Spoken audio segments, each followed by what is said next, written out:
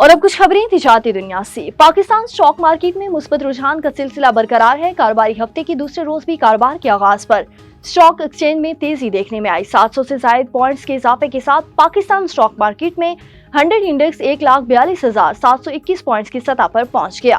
واضح رہے کہ گزشتہ کاروباری روز کے اختتام پر انڈیکس 1017 پوائنٹس اضافے کے ساتھ 1,42,052 پوائنٹس کی سطح پر بند ہوا تھا۔ سہ ماہی ایڈجسٹمنٹ کی مد میں بجلی کی قیمتوں میں ₹1.80 ریلیف ملنے کا امکان ہے۔ نیپرا اعلامیہ کے مطابق ڈسکوز کی سہ ماہی ایڈجسٹمنٹ کی درخواست پر نیپرا میں سماعت مکمل ہوگی۔ درخواست میں ₹53 ارب سے زائد کا ریلیف صارفین کے لیے مانگا گیا۔ نیپرا کے مطابق ڈسکوز نے مالی سال 2024 اور 25 کی چوتھی سہ ماہی ایڈجسٹمنٹ کی مد میں درخواست دی تھی۔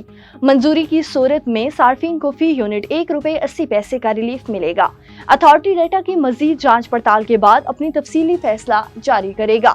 سہ ماہی ایڈجسٹمنٹ کا اطلاق کے الیکٹرک سمیت سرکاری ڈسکوز پر ہوگا۔ اتھارٹی کو بتایا گیا کہ سرکل ڈیٹ ₹780 ارب کم ہو گیا ہے۔ اور پاکستان کھجور پیدا کرنے والا دنیا کا 5واں بڑا ملک ہے اور ملک کے چاروں صوبوں میں کھجور کے وسیع باغات موجود ہیں۔ پاکستان کی سرکاری خبر رساں ادارے ایسوسی ایٹڈ پریس آف پاکستان (APP) کی رپورٹ کے مطابق کھجور کی کاشت اور پیداوار کے حوالے سے ایک تحقیقی رپورٹ میں تحقیق کار نے بتایا کہ پاکستان میں سالانہ 5 لاکھ ٹن کھجور پیدا ہوتی ہے۔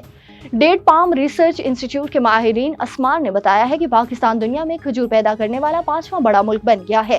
پاکستان میں کھجور کا کل پیداواری رقبہ تقریباً 52,000 ہیکٹر ہے۔